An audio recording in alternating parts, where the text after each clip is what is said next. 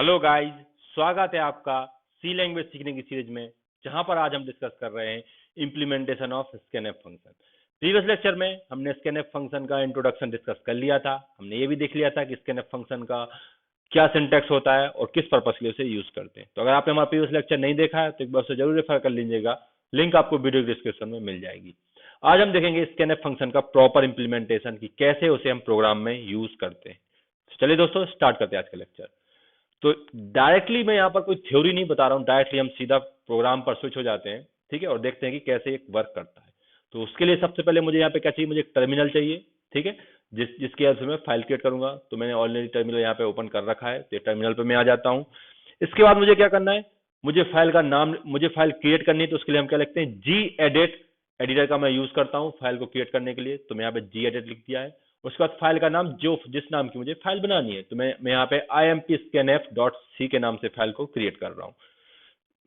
ये फाइल मैंने already create करके रखी हुई है, जैसे इंटर करूंगा वो फाइल मेरी क्रिएट हो जाएगी। अगर ये फाइल इस नाम की फाइल नहीं होती तो फाइल क्रिएट हो जाती, और अगर उस नाम की फाइल है तो वो ओपन हो जाती है। और यहाँ पर मैंने उस नाम की फाइल ऑलरेडी बना रखी थी, तो वो ओपन हो जाएगी। ठीक है, इसमें मैंने बेसिक ब्लॉक बना रखा है सी का। ठीक है, मैंने आपको पहले ऑलरेडी बता चुका हूँ कि जब भी हम सी लैंग्वेज में कोई प्रोग्राम बनाते हैं तो इतना फंक्शन जो है, इतना बेसिक ब्लॉक तो हमें लिखना ही पड़ता है। ठीक है, मेन ब्लॉक और stdio.h हेडर फाइल को इंक्लूड करना ही होता है। तो इतना मैंने ऑलरेडी करके रखा हुआ है। ठीक है, अब देखते हैं इसमें स्कैनफ हम किस तरीके से काम करता है।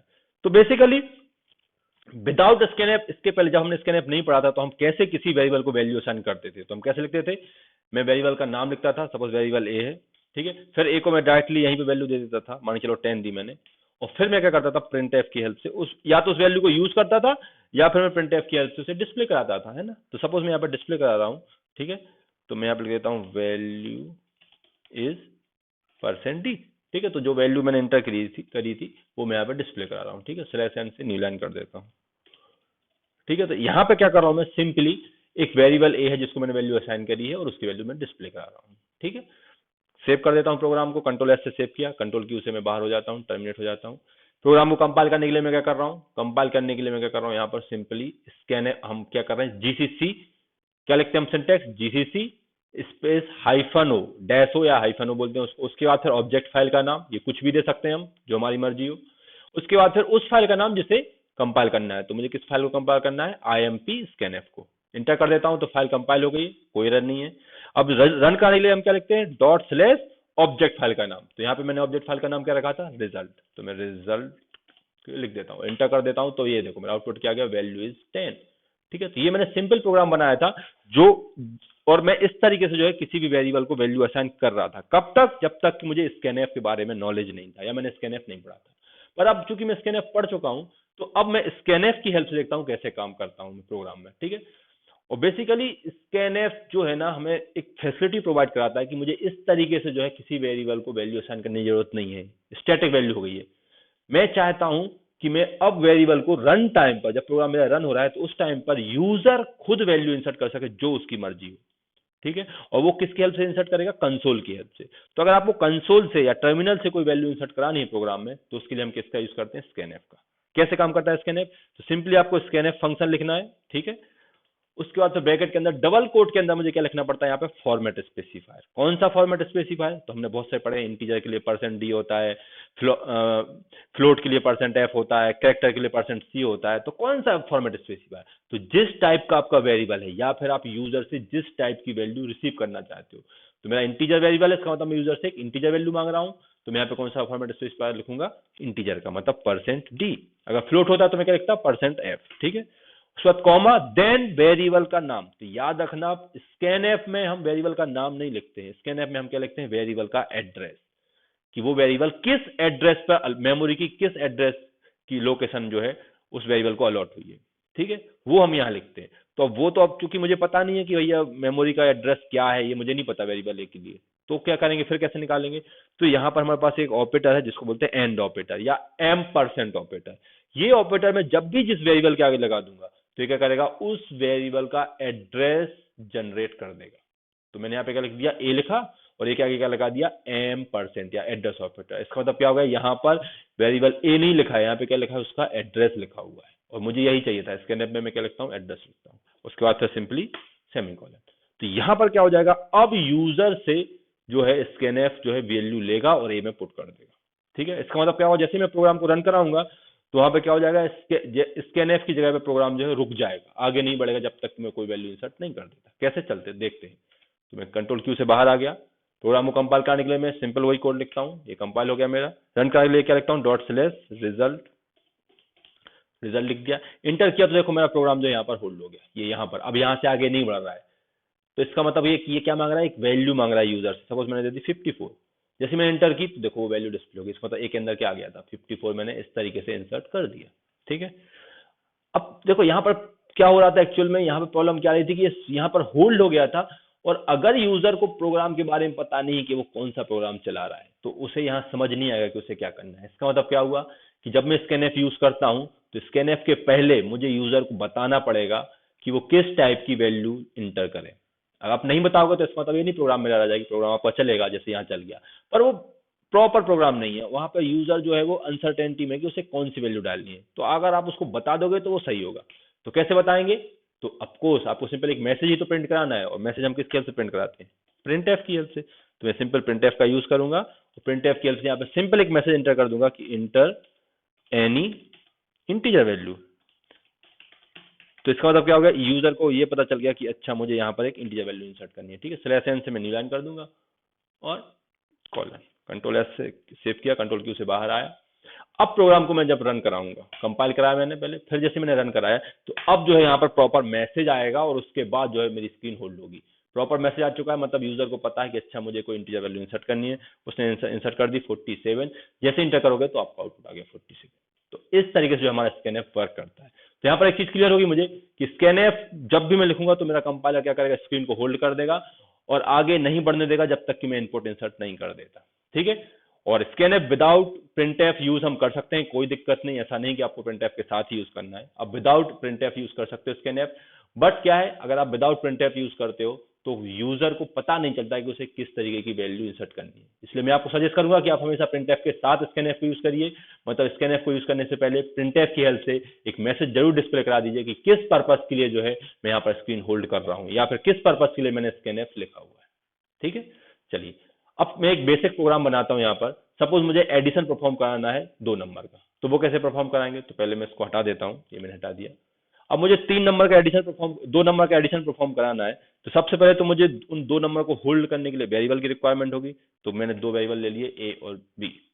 अब मुझे पता है मुझे ए और बी को जब मैं सम करूंगा तो उसे सम करने के लिए मुझे क्या करना है, अब देखो उसको सम करने के लिए मुझे एक वेरिएबल की रिक्वायरमेंट होती है, पर फिलहाल मैं उस वेरिएबल को डिक्लेयर नहीं कर रहा हूँ, बिना उसके कर रहा हूँ। तो कैसे कर सकते हैं, मैं क्या करूंगा, मुझे सबसे पहले यूजर से वैल्यू चाहिए, मैं क्या करूंगा, स्कैनएफ का यूज करके यूजर से वैल्यू ले लूंगा, %d कॉमा वेरिएबल ए के लिए चाहिए पर एम्परसेंड की हेल्प से लिखूंगा, है ना, तो एड्रेस ऑफ ए, इससे वेरिएबल ए के अंदर वैल्यू आ जाएगी। ठीक है, स्कैनएफ का यूज करूंगा मैं और फिर से वैल्यू ले लूंगा इस बार वेरिएबल बी के अंदर। ठीक है, तो वेरिएबल बी के अंदर वैल्यू मैंने ले ली। ठीक है, अब चूंकि ये स्क्रीन होल्ड हो जाएगी, पर यूजर को पता होना चाहिए किस पर्पस के लिए मैं स्क्रीन होल्ड कर रहा हूँ, इसलिए मैं यहाँ पे प्रिंटएफ लगा देता हूँ एक, है ना। प्रिंटएफ थोड़ा प्रोग्राम को सिस्टमेटिक बना देता है, तो मैं यहाँ पे लिख देता हूँ enter two integer number to perform addition. तो इससे क्या हो जाएगा, इससे यूजर क्लियर हो जाएगा कि अच्छा उसे एडिशन परफॉर्म करने के लिए 2 नंबर एंटर करने हैं। ठीक है, और वो दोनों नंबर एंटर कर देगा ए और बी के अंदर। अब मैं यहाँ पर डायरेक्ट लिख सकता हूँ इस तरीके से, प्रिंट एफ डिस्प्ले करना पड़ेगा मुझे उन दोनों का रिजल्ट, तो मैं यहाँ पर डायरेक्ट लिख सकता हूँ result is %d comma A plus B. मैं इस तरीके से डायरेक्ट लिख सकता हूँ। इसका मतलब क्या होगा, ए और बी को दोनों को सम करेगा तो उसका रिजल्ट यहाँ आ जाएगा और वो रिजल्ट %d की हेल्प से डिस्प्ले हो जाएगा। तो मैं इस तरीके से डायरेक्ट यहाँ पर ये लिख सकता हूँ। देखते हैं आउटपुट क्या आता है। तो मैंने कंट्रोल इसको यहाँ पर /n लगा देता हूँ ताकि न्यू लाइन हो जाए, /n कंट्रोल एस किया और कंट्रोल क्यू से मैं बाहर आ गया। ठीक है, अब मैं क्या कर रहा हूँ, मैं प्रोग्राम को कंपाइल करा रहा हूँ, मैंने प्रोग्राम कंपाइल कराया, कोई एरर नहीं है। रन कराता हूँ तो मैंने क्या लिख दिया, ./result। इसने यहाँ पे मैसेज इंटर कर दिया कि enter 2 integer number to perform addition. ठीक है, तो 2 नंबर इंटर कर देता हूँ, सपोज मैंने 12 कर दिया और 56 कर दिया। जैसे ही मैं इंटर करूंगा तो दोनों का रिजल्ट आ जाएगा, रिजल्ट इज 68। तो इस तरीके से जो है मैं एडिशन परफॉर्म कर सकता हूं। और जब जब मैं प्रोग्राम को रन कराऊंगा हर बार ये मुझसे नई वैल्यू मांगेगा, मैं हर बार कोई नई वैल्यू दूंगा और उस दोनों का वैल्यू का रिजल्ट आ जाएगा। तो इस तरीके से जो है मैं प्रॉपर एडिशन परफॉर्म कर पा रहा हूँ और किन्हीं भी 2 नंबर का कर पा रहा हूँ। जब स्कैनएफ यूज नहीं करता था तो मैं सिर्फ उन्हीं नंबर का एडिशन परफॉर्म कर सकता था जो मैंने ए और बी के अंदर ऑलरेडी डाल रखे। लेकिन यहाँ पर मैं प्रोग्राम को जब भी रन कराऊंगा हर बार नई वैल्यू मांगेगा। तो ये स्कैनएफ का बेटर यूज है, हम कह सकते हैं कि ये स्कैनएफ का प्रॉपर यूज है। ठीक है, मैं इसको थर्ड वेरिएबल की हेल्प से भी कर सकता हूँ। थर्ड वेरिएबल की हेल्प से मतलब कि जैसे मैं इसको खोला, मैं यहाँ पे ए प्लस बी ना लिख के मैं इसको क्या करूँ, यहाँ पे C is equal to A plus B लिख दूं, दोनों को एडिशन करा दूं और यहाँ पर जो है मैं क्या कर दूं, सी की वैल्यू को डिस्प्ले करा दूं। ये इधर ऐसे ना लिख के इस तरीके से कि मैं यहाँ पर सी की वैल्यू डिस्प्ले करा दूं। तो मैं इसको ऐसे भी कर सकता हूँ, पर इसके लिए मुझे क्या करना पड़ेगा, मुझे एक वेरिएबल और डिक्लेयर करना पड़ेगा जिसका नाम क्या है, सी है। तो यहाँ पे मैंने टॉप पे कर दिया, ये मैंने यहाँ पर सी को डिक्लेयर कर दिया और मैंने यहाँ पे क्या किया, C is equal to A plus B लिखा और उसके बाद सी की वैल्यू डिस्प्ले करा दी। इसको भी करेंगे तो सेम आउटपुट आएगा। करते हैं, तो पहले मैं क्लियर चला के क्या कर देता हूँ, इसको स्क्रीन को क्लियर कर देता हूँ। उसके बाद मैंने प्रोग्राम कंपाइल कर रहा हूँ, तो ये मैंने कंपाइल किया, कोई एरर नहीं है। रन कराने के लिए डॉट स्लैश रिजल्ट लिखता हूँ, तो यहाँ पे 2 नंबर मांग रहा है, तो 23 और 66 ये दिए मैंने, तो आउटपुट आ गया 88। तो इस तरीके से जो है हमारा स्कैनएफ वर्क करता है।